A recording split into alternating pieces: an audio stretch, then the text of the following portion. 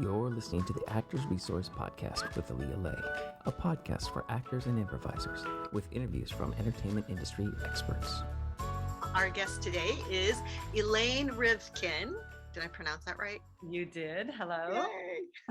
Okay, Elaine Rivkin, who is a recent transplant to LA from Chicago, where she spent decades acting, teaching, producing, and freelancing in casting. Her stage credits include Steppenwolf Theatre, Victory Gardens, Writers, Northlight, Milwaukee Rep, Geva. Geva, thank you, and many others. Since moving to LA, she has worked in new play development at Geffen, Center Theater Group, Boston Court, and New American Theater, where she became a company member doing Measure for Measure. Elaine's move to LA was prompted by a shift in focus to more on-camera work. Since she relocated, she has appeared on Chicago Fire, Shameless, The Dropout, American Crime Story, Impeachment, and American Horror Story. Elaine is a proud member of SAG-AFTRA and AEA. She is repped by Sovereign Talent Group LA and managed by CSP Management. Elaine, thank you so much for being here. Hey, it's nice to be here. Thank you. Okay, so first, success stories. You recently, an achievement is that you recently booked a recurring role. Yeah. Mm-hmm. Can you talk a little bit about that? You know, it was kind of a fluke. I have a couple recurring on my IMDb, and in both cases, it was literally sort of a fluke. So for this one, it was a one-line co-star, and they decided to have another episode where another character has a phone call, and so I'm going to be a disembodied voice in a different episode.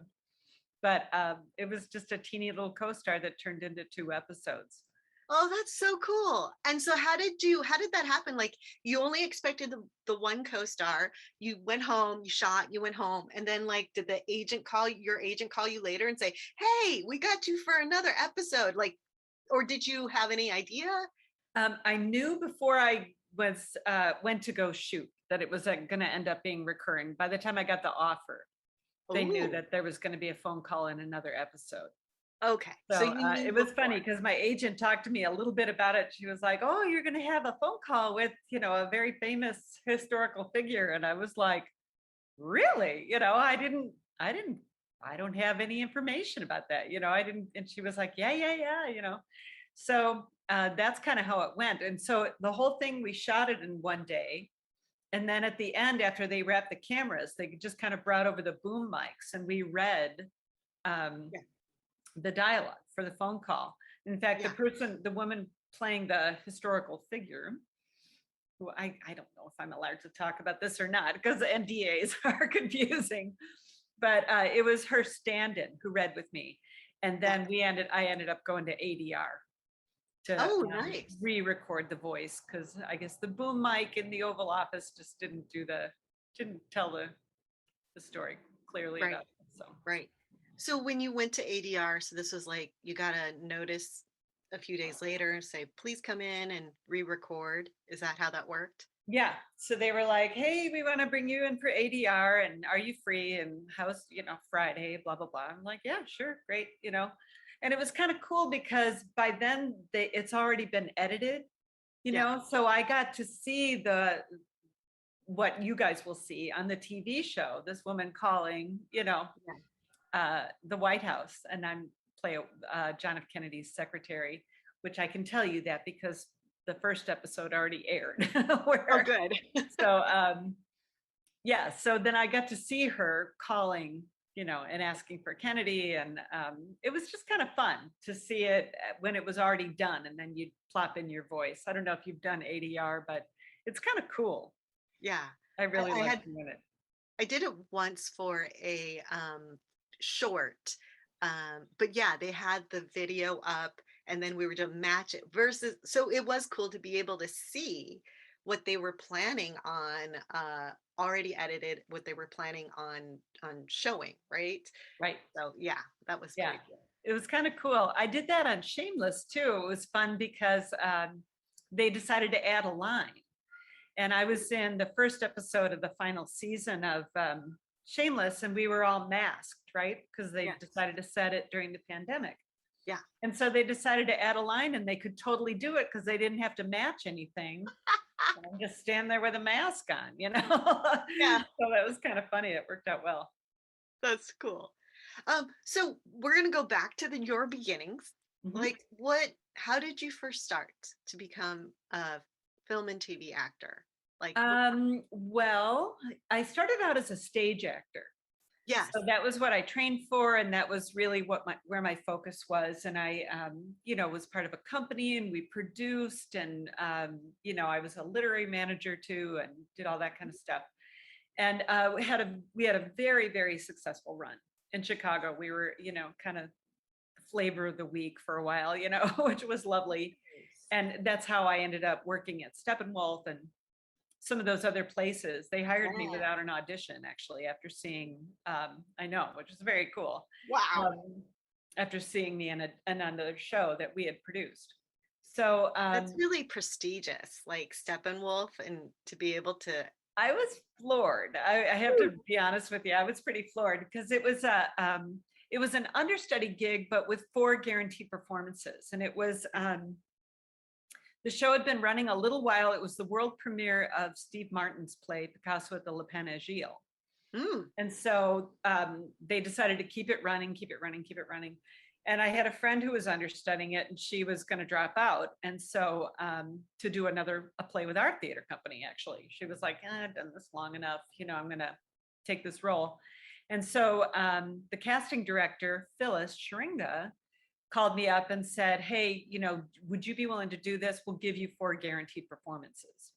And which never happens, at least not in Chicago. And I was like, yes, I will absolutely do that. And then I ended up finishing the run. So I did the 4 in between 2 actresses, and then I finished the run on the main stage. Nice. So that was kind of how that went down, which was kind of groovy. But Phyllis Shringa is now the casting director at Geffen, which is how I was able to connect with Geffen when I got here, because she had put me in a few shows at Steppenwolf. Oh, that's so before cool. She moved here years ago to work at Geffen. Wow. So that's how I started out. And I really had no aspirations for on-camera work. I didn't really think much about it. And I started doing a lot of commercials in Chicago. And, and I was like, well, this is pretty groovy. And there wasn't a ton of TV in Chicago at the time. We had a few shows, Prison Break and Early Edition, I think it was called, but just not a lot. And it's changed quite a bit. But I was doing a lot of commercial work and that kind of thing. So that was sort of how I, sort of started thinking about being an on-camera actor. And then did one of those fluke, I got a recurring on Chicago PD because they decided to have a cliffhanger for the episode before. So they showed the back of our heads at a conference table, and that counted for being in another episode. So, Okay. So you were doing commercials. Now, how did you transition from commercials onto Chicago PD? In Chicago, there's only like 4 casting directors. And I think at that point in time, there were only 3, you know what I mean, who cast all the film, TV, commercial, industrials, So they knew everybody knew everybody kind of thing. And so I had an agent, and I was going in pretty regularly for commercials, and Claire Simon was casting PD at the time. She might still be now, I'm not sure, but it seems they move around a lot. It seems like those shows. But so I'd gotten to know Claire, and I had booked a lot of work through her. And so that was sort of how that happened. They were like, hey, can we bring you in? And with the Dick Wolf shows, at least in Chicago, if you've been on the show, then they can't see you again, at least for a few years, even if it's a small role. So, they were seeing everybody for everything, Yeah. So that was kind of how that came down. And so I was, a brass, a top brass. It's called a white shirt. And that was the role, female white shirt. I had no idea what that was. It turns out I was like Sophia Bush's, superior, and I ball her out, Yeah. I was like, oh, who knew? Okay. So, it was a little bit of a fluke, but I was so immersed in the theater world that I wasn't really pursuing television. You know what I mean? And then I became, it just feels like all of a sudden everything just boomed with the streaming Netflix and HBO and all that stuff. And all of a sudden there's so much amazing television being produced. Yeah. And so, and some in Chicago, the Chicago universe is there, and there's a few more shows now. But that if that's what you wanted to do for a living, that's really not the place to make a living, I think.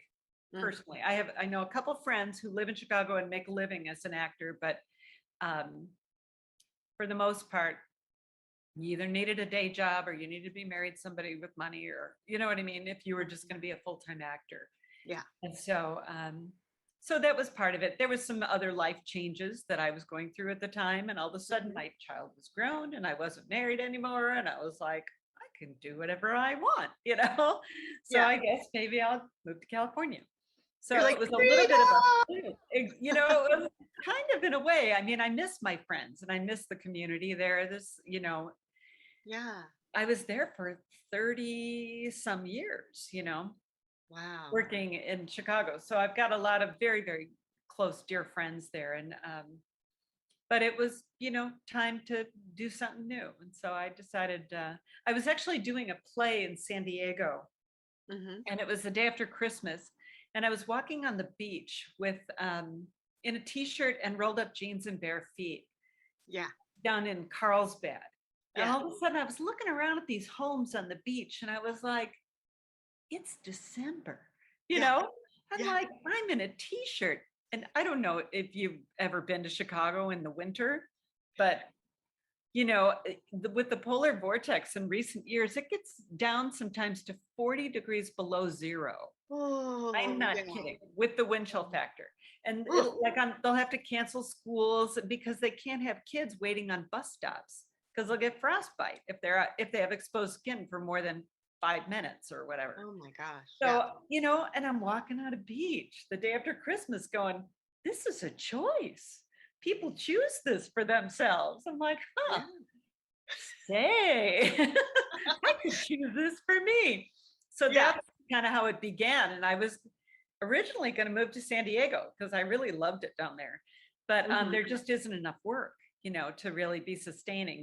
There are some theaters, not a ton of on-camera work. So I thought, well, if I'm going to move across the country, I need to go where the major market is. So that's kind of how I wound up here doing this kind of work. And I was very fortunate. I did a showcase and got a great agent right away when I got here. And the one you're with right now? Yeah, Nancy at Sovereign Talent Group. Nice. And so then it was like, well, off we go. And I just, I think a lot of people come with a plan. I wasn't one of those people. I really was just flying by the seat of my pants. Yeah. Because of the years that I'd worked in casting, I was freelancing for one of those, one of the 4 casting directors in Chicago, Pascal Rudnicki, and they're a absolutely fabulous group of ladies. I love them very, very dearly. But, it's what sort of occurred to me was, people can't buy your product if they don't know it exists. So I'm like, well, then what I'm going to do is go meet as many potential buyers as I can meet. Right. So, that's when I started doing classes and stuff like that. And I know that, they say this isn't a casting opportunity, blah, blah, blah, but it is an opportunity to meet people, right? When you and say work classes, with them and learn from them. Yeah. When you say classes, you mean casting director classes that you're taking. Exactly. Not different acting training classes, the casting director. Right. And I started doing other classes as well. In fact, that's where we met, right? At Actors Comedy Studio, doing the multicam class, which was a blast. That was so much fun. It was so much fun. I think Gunnar is a very, very, very smart and talented man. And I learned a lot in that class. And Yes. honestly, I would love to do multicam. Like right now, Me that would too. be my dream scenario is like, I want to be on one of those hit multicams for 10 years because it's the perfect hybrid between theater and on camera. And the schedule is sane. Yes. You know what I mean? Mm-hmm. You learn a new get script and you go and you perform it, you take your bow, and then you next week you got a new script, and it just looks like a total blast to me. Yes. Yes. And we went and watched. Did we go see Mom together? We saw Mom. We saw Mom. Back before COVID, just shortly before COVID hit. Yeah. And we were in the live studio audience, and that was just so much fun. It's a total blast. I'd seen the Connors live, and I was like, this is great. This is great, Yes. So I'd love to do everything, but right now I'm like, oh, wouldn't it be great, to be one of those series regulars on a multicam. So yes, I still have my sights set on that. Definitely. Yes, you and me both. Yeah, it's like it just seems like the perfect world, Right, because you actually, before COVID, you actually also got an audience, right? So like you said, it's a perfect mix of TV and theater, right? And it's like in the moment and it's live, and it's great. It's just so much fun. And I still kind of geek out every time I'm on a studio lot. You know what I mean? To me, that's still very thrilling. Both American Crime Story and American Horror Story, I got to shoot down on the Fox lot. Yes. But it's just so cool to be there. They're like, you're driving down New York Street, like this is great. I just get a massive kick out of it. And we have CineSpace now in Chicago, but it ain't the Fox lot. It's not Warner Brothers. So it's lovely though. Don't get me wrong. I would work there in a second. Yes. But, happily. But it's, there's just so much history on these other lots, like, oh, this is where they shot, From Here to Eternity or whatever it is, So I get a huge kick out of it. I think it's just amazing to be on any lot, right? Like you said, and then especially if it's one with history, like you said, or a really large lot, or a lot that shoots one of your favorite shows, and you're like, oh, that's where they shoot my favorite, Exactly. Like, exactly. ooh. Yeah. It's fun. Yeah.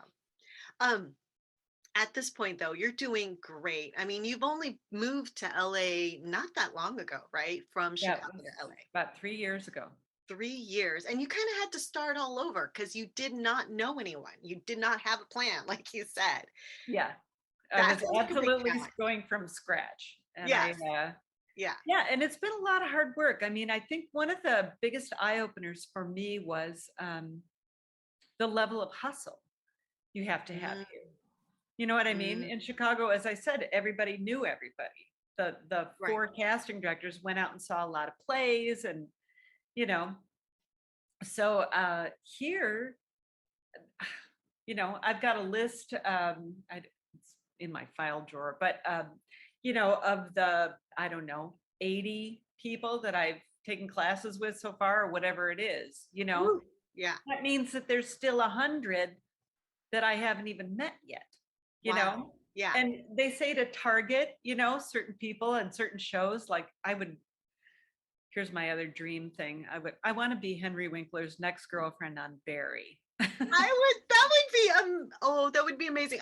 I just had the switch in emotion because it's like, I could totally see you being his girlfriend. That would be amazing. And then at the same time, I just thought, without it doing any spoilers, I just thinking about his ex-girlfriend. Yes. What happened, without spoilers, in case nobody's watched. And in case somebody's who's listening who hasn't seen Barry, why he doesn't have that girlfriend anymore. We don't want to say why. But that's like one office, Bialy Thomas, that I would love to meet them, but I haven't gotten a foot in that door yet. So the work continues. We continue to hustle, and I did recently get a new manager. So that's not a thing in Chicago. I shouldn't say that. There are maybe, but almost no one I knew had one. You know what I mean? Like maybe if you were one of the couple of famous people in Chicago, you had one. But so that was a real foreign concept to me when I first got here. I was like, well, why would you need an agent and a manager? You know? Yeah. And I got very conflicting reports about it. Some people were like, you know, if you're really famous and you have to be here for this shoot and there for that talk show, and then you got this project and you have to read these scripts, and you need somebody to literally help manage your schedule, help manage your time. But in my experience, it's led to just more auditions. And so, you know, at first I'm like, well, you know, okay, so you're going to pay out 20% of your earnings instead of 10, but, you know, I'd gladly spend 20% to earn more, because, you know, 10% of nothing isn't getting me any further ahead. So, so far that's been a very, very happy, a happy marriage. Great, great. So the manager you did get, so now that you're in LA and you're like, okay, I will get this manager, and you do. Your manager at this time are they acting, because there's different kinds of managers right out there. How is your manager, if you want to share? And so they're just helping you get more auditions, for sure, you said. Yeah, I think she's fabulous. I love my agent and my manager. So her name is Maritza at CSP Management.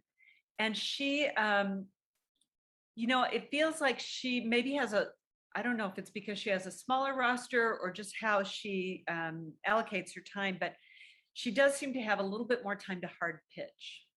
So she's hard pitched me for more auditions. And so if you have listeners who are outside of LA, you know, the ratio of like how many people are submitted for a co-star versus how many people actually get to audition, you know, it's in the thousands, right? They might get 2,000-3,000 submissions for a one-line co-star.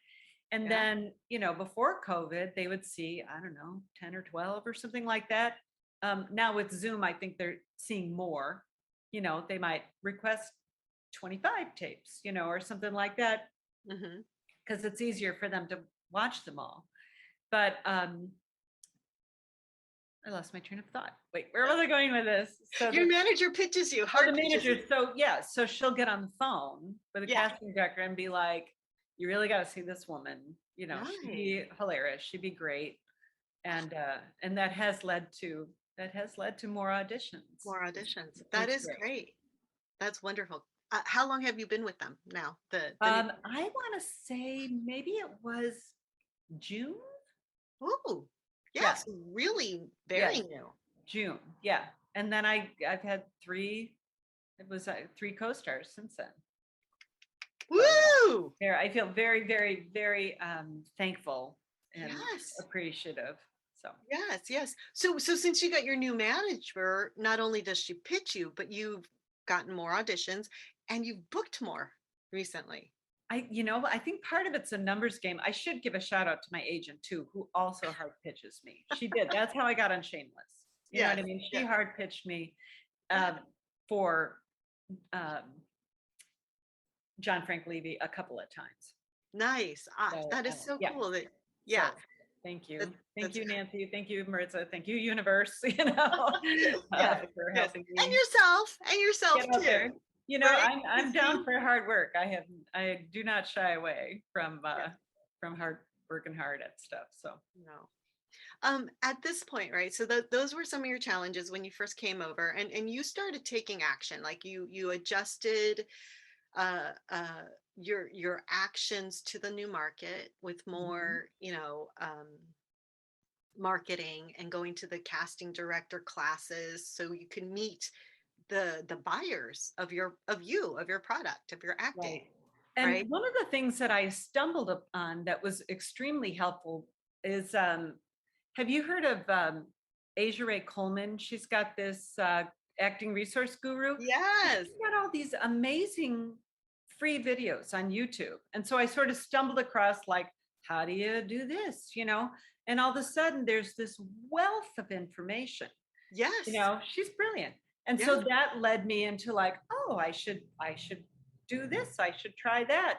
And Bonnie Gillespie too has her whole thing about branding and all that. So I did her 11 steps, so I just learned a ton through those kinds of resources. And I always like to give them a plug because it was such valuable information. Like even the way you structure an acting resume is different in LA than in Chicago. There you would say, oh, I played female white shirt. And here you say recurring, or co-star or guest star or series regular, just the way you format it. I remember one of my early casting director workshops, they look at your headshot and resume and they're like, oh, this picture works, this picture doesn't, they look at your resume. And I had a bunch of them say, like, you got to get rid of a whole bunch of your theater credits. It's too much. And I was like, what? You're like, my babies? Killing my babies. I'm like, I can't do that, But they were like, yeah, no, it's over. They're like, we get the idea. You've been in a lot of plays. Yeah. We don't know who these people are. We don't know what these plays are. Just, wow. Keep the kind of important ones and move on, Whoa. So I know, interesting, but it was really fortunate to be here at a time where there is just a ton of information available like that that anybody can find. So I highly recommend. Right. And this is part of your business, is that what you're recommending, they're marketing, right? They're marketing business classes for your acting, right? That's true. I mean, that's it. The hustle is real. And you have to nurture your artistic side too, right? Oh, yes. And so that is taking, I'm always in class, and I honestly have been basically since I got my undergraduate degree, very long time ago, but I always wanted to be in class. So when I wasn't in a play, I just like to always be in scene study. I did a lot of Meisner and Shakespeare and, those kinds of things, just to sort of keep myself, my head in that sort of artistic frame of mind where I feel comfortable, confident, and creative, right? So that at a moment's notice. So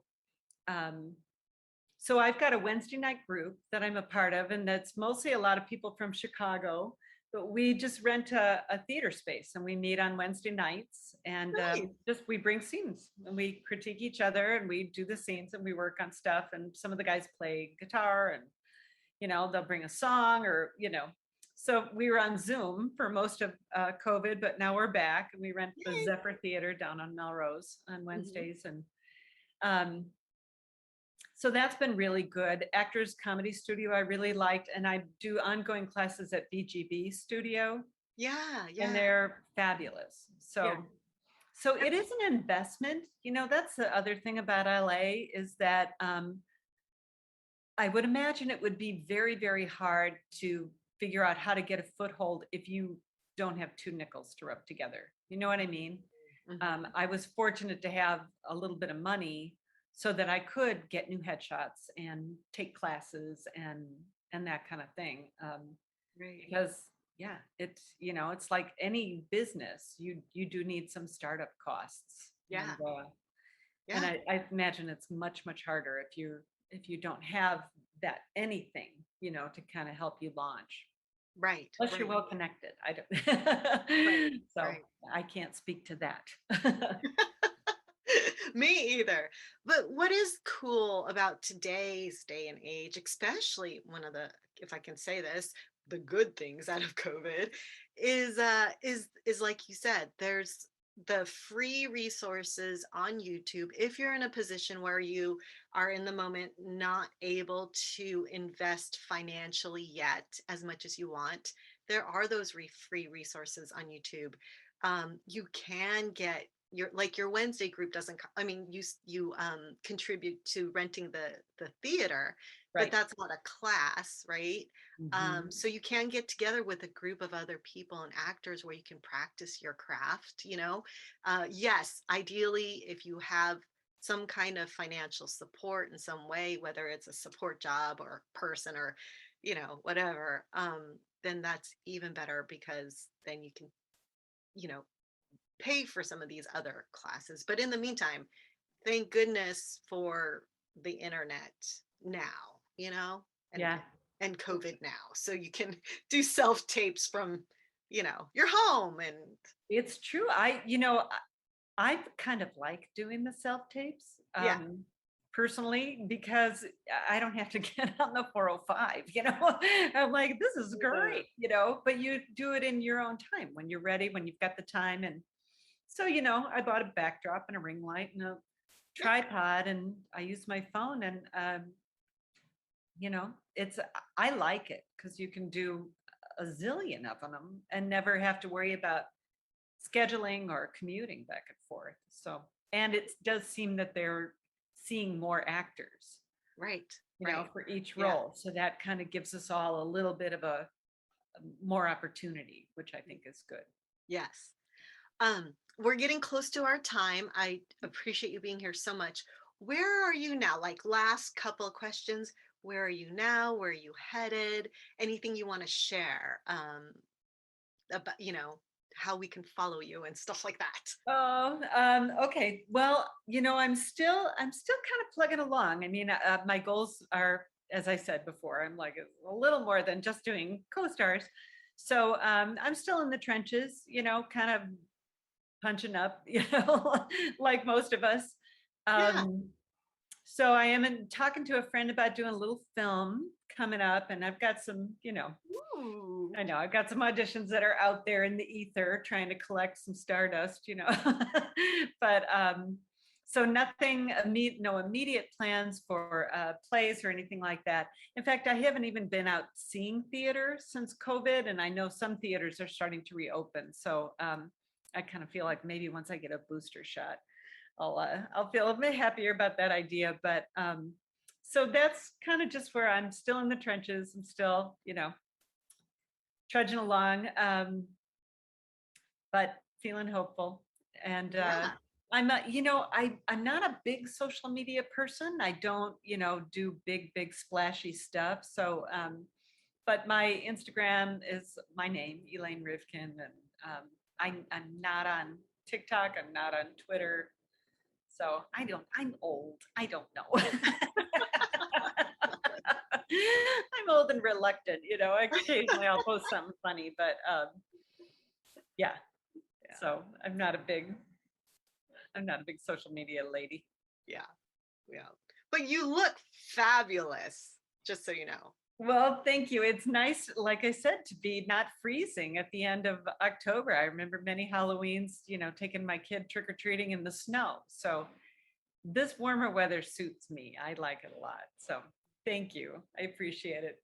Thank you. And I appreciate you being here and sharing your story. It's wonderful. So take you so much. And thank you for listening to the Actors Resource Podcast with me, Aaliyah Lay. I would love to hear from you, so email me, aaliyahklei@gmail.com, ALYAKLEI@gmail.com.